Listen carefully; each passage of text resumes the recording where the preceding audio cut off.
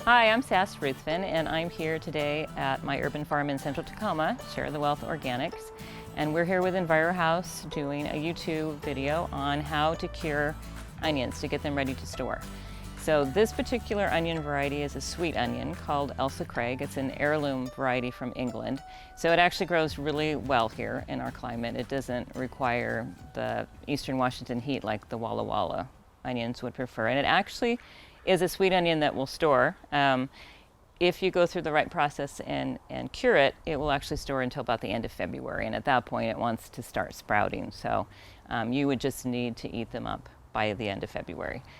So basically, to begin the process, the onions, when they're actually growing in your bed or in your field, would want to start doing something. Normally their tops are straight up and nice and green, and they start flopping is the first sign that they're getting ready to cure and kind of be that they're done growing.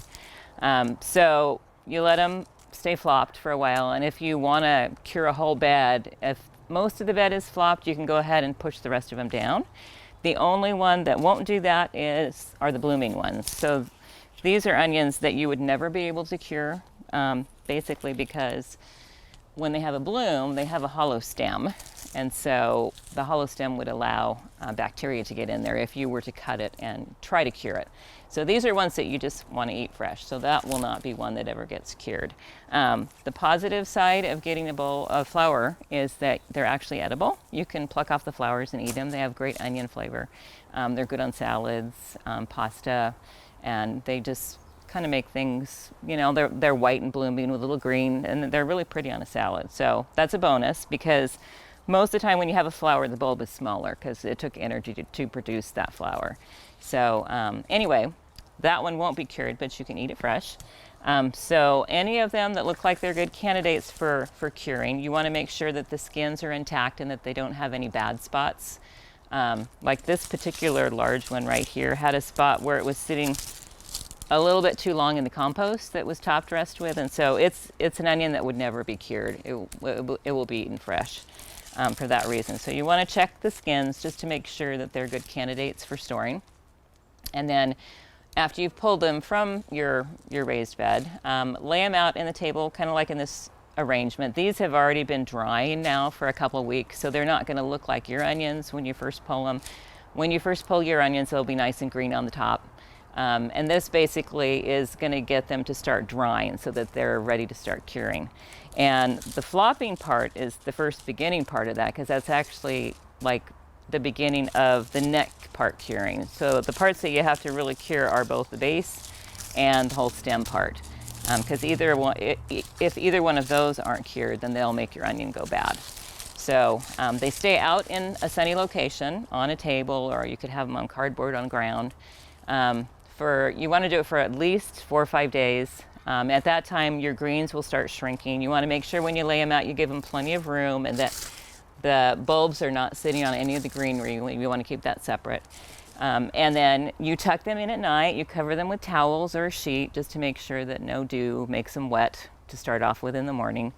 And so after they've been outside for 4 or 5 days and they're ready to move indoors, you know, they can go into an area like a garage that's warm.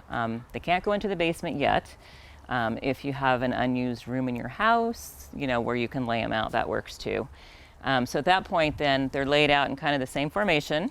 Now they don't require quite as much space because by this time the green tops have dried considerably by being out in the sun. So you can usually scoot them a little bit closer. And I usually leave them just sitting like that for at least 2 weeks. And these here are to the point now where you can trim off some of the tops.